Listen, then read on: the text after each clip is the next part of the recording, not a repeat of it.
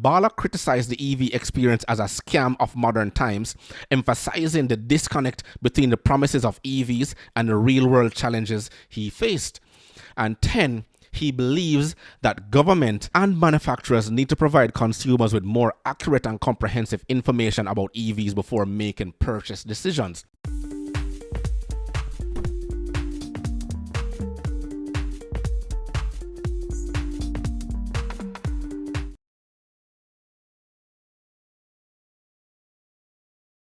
Hello everyone, welcome back to another episode of Parts Talk. Thank you for joining me. I appreciate each and every one of you. Now today we're going to be talking about the tale of two Ford F-150. The first report we have here is from Fox News. Says a man forced to ditch a Ford EV truck during a family road trip to Chicago, and he says it's the biggest scam of modern times.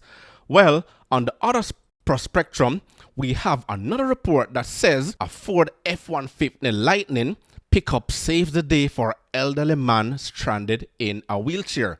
Now, we're going to be looking at both reports. Why? Because the first one is from Fox News, Fox Business, and sometimes you have to take some of the reports from Fox Business and Fox News with a grain of salt, because they always try to highlight, well, not always, but most of the times they always try to highlight the negatives in certain stories in order to make it sensational. However, the other one is from the Detroit Free Press, and they are more of a community-based newspaper trying to highlight the positives of how these trucks can actually do good in the community. But first, let me go through this particular report. I won't be reading all of the article. What I've done is summarize it for you, so you will also have the link to this particular news clip in the description box below. So first off, a Canadian man named Dalbir Bala, you're seeing pictured here, purchased a Ford F-150 Lightning EV for 115,000 Canadian dollars, and that's about 85,000 US dollars, with the goal of having an environmental friendly vehicle suitable for work and recreational activities. He needed to install 2 charging stations at a cost of $10,000 and upgrade his home's electric panel for $6,000 to accommodate them, bringing his total spending to over $130,000 Canadian. Wow, for one particular pickup. The third point, Bala's initial excitement turned to frustration when he experienced challenges with the EV. After a minor accident, his vehicle was in the body shop for 6 months, and Ford didn't respond to his attempt to contact them for help. 4, during a family road trip to Chicago, the limitations of charging infrastructure became evident. Fast charging stations, which only charge EVs up to 90%, cost more than gasoline for equivalent mileage. The 5th point, at a stop in Fargo, North Dakota, it took 2 hours and $56 to charge his EV from 10% to 90%, providing another 215 miles of range. Number 6, on the second trip to Albertville, Minnesota, a free charger was faulty, leading the family to drive to another charger in Elk River, Minnesota, which was also faulty. Now imagine trying to go into multiple gas stations to finding out there are no fuels or the pumps are defective. It's a similar experience. Number 7, Bala expressed a sense of helplessness and concern as his family faced a lack of charging options, leaving them stranded and stressed during the road trip. Number 8, ultimately, Bala had to tow his EV to a Ford dealership and rent a gasoline-powered vehicle to complete the trip, highlighting the challenges of relying on EVs for long-distance travel.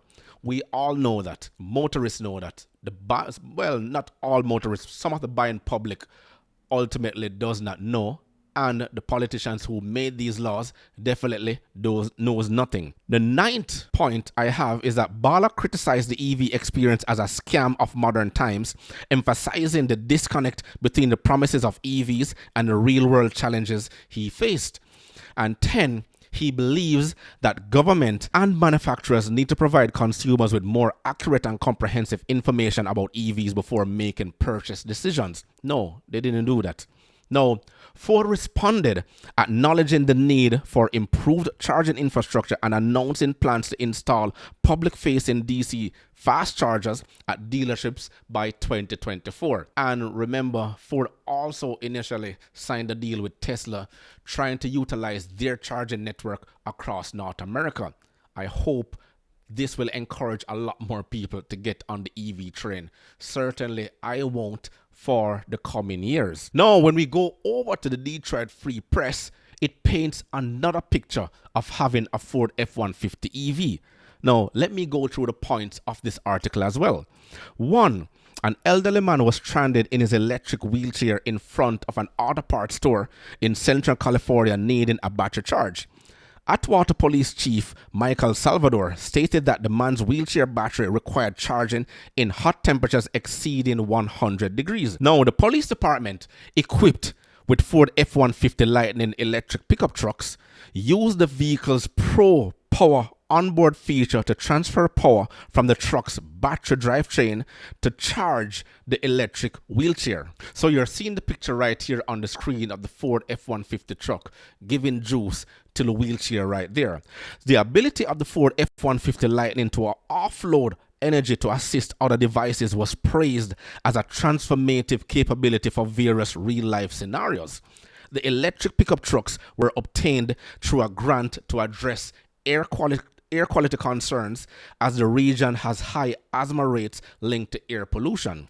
The Atwater Police Department expressed satisfaction with the electric truck's versatility and plans to expand their use for different purposes, citing their practicality within their city area. Ford, as the top provider of pickup trucks for law enforcement, highlighted the F-150 Lightning's ability to assist other electric vehicles and praised its potential beyond law enforcement applications. Now, Ford F-150 Lightning has been involved in various scenarios, including powering homes during power outages in Texas and providing electricity during natural disasters in California. So now you see the pendulum swing between the two Ford F-150 here.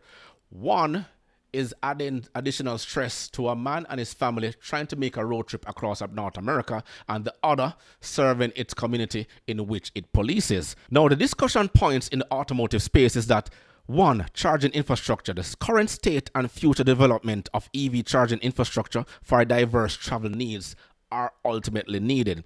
2. Use case studies. Suitability of EVs for various scenarios, including urban community, long distance travel, and emergent response. Now, 3. Cost analysis. Exploration of EV ownership costs, infrastructure installation, and long-term savings are needed. 4. We have to look at the environmental impact. Consideration of EVs as a solution to air quality and climate change issues. Then we have number 5, real-world scenarios, where personal experiences shared by individuals offering diverse perspectives on EV ownership. The other talking point we have here in the automotive space is manufacturer solutions. Automakers' strategies to address EV limitations, such as Ford's Pro Power onboard feature, which was the highlight and the savior of the day in that particular community. 7. Government role. Discussion on government initiatives to provide accurate information and support EV infrastructure. No, they didn't. All the information about EV and the research and data was there and the analysis, but they didn't take the time out to look at it in detail. And 8, customer education and awareness. But last but not least, consumer education and information.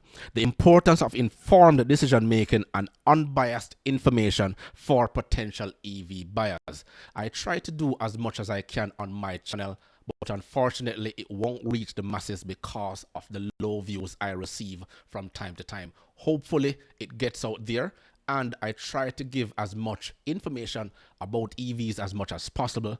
By all means, not everyone will have it. Most people want to own one because it is coming. However, we have to also take into consideration that all the analysis and the data which are there people won't go ahead and utilize it unless we find a way to provide it to them in some way, shape, or form. Now, in conclusion, the comparison of these articles underscores the multifaceted nature of the EV landscapes, and these stories invite conversations that can influence consumer choices and fuel meaningful discussions within the automotive community.